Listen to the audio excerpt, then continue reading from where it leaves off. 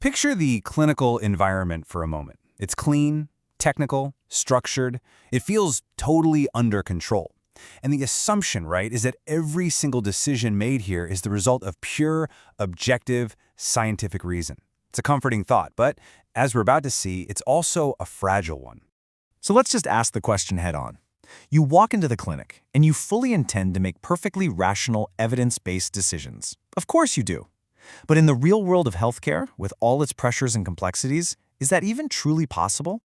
All right, let's get into the heart of it. The classic idea of a perfectly rational decision maker. Well, it just doesn't survive contact with reality. And there's a single, really powerful concept that explains why. And that concept is called bounded rationality, first described by Herbert Simon. Here's the core idea. In the real world, we don't have the luxury of finding the absolute perfect solution. We just don't. Instead, we do something called satisficing. We find a good enough solution that works within the very real limits of the information, brain power, and time that we have. So, how do our brains actually deal with these limits? Well, we basically have two gears. There's our fast, intuitive system, that gut feeling, that instant pattern recognition. And then there's our slow, analytical system, the deliberate, step-by-step logical thinking. And effective clinical reasoning isn't about picking one over the other. It's a constant dance between the two. Now, here's the crucial takeaway. These cognitive limits, they aren't just your problem. This isn't just an individual challenge. They're part of a huge interconnected system of influences that shapes every single decision that gets made in a clinical setting. It's not just you. And that entire system, that whole web of influences, is anchored by this one core constraint we just talked about, bounded rationality. As we're about to see, every single layer of the clinical world, from one person to the entire organization, is shaped by this fundamental reality. So let's start with the professional's mind. We rely on mental shortcuts, heuristics, to get through the day, but they have built-in vulnerabilities. For instance, anchoring on an initial idea can blind us to new, contradictory evidence. Overconfidence, which can come with expertise, might make us less likely to back away from a bad call. And premature closure, jumping to a conclusion too soon, is a leading cause of diagnostic mistakes.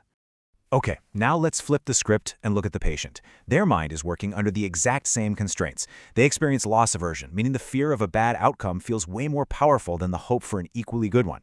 Their sense of risk, it's shaped more by stories and emotions than by cold, hard statistics. And when they can't possibly evaluate all the technical data, they fall back on a very powerful shortcut: trust in their clinician. Now let's zoom out even further to the team and the organization. The system itself has its own dynamics. A rigid hierarchy can unintentionally silence the one critical voice that could have prevented an error. A culture that punishes mistakes? Well, that just stops people from reporting them, which means the organization never learns. And of course, there are always economic pressures creating incentives that can quietly nudge clinical choices one way or another. And what's really fascinating is that these mental patterns aren't just stuck in the clinic. They apply everywhere. The very same loss aversion that affects a patient's medical choice can lead a health professional to make overly cautious financial decisions. That illusion of control in a diagnosis, it can look a lot like overestimating your ability to predict something as complex as the stock market.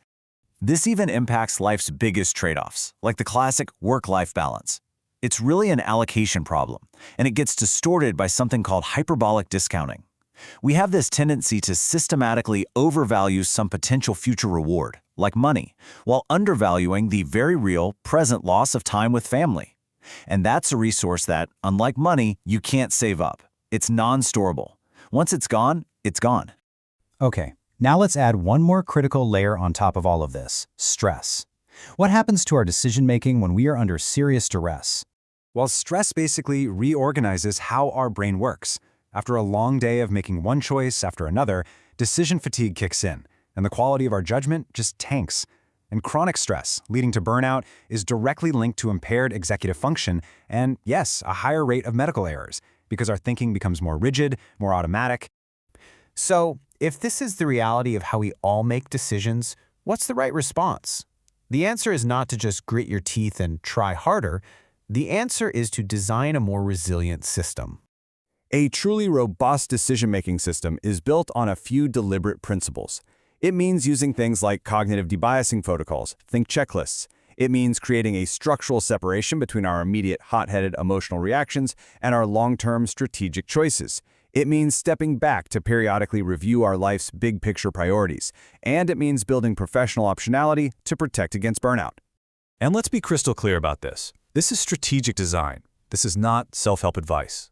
The solution isn't about individual willpower. It's about engineering a smarter system, from our personal habits all the way up to the organizational culture that accepts our cognitive limits and works with them.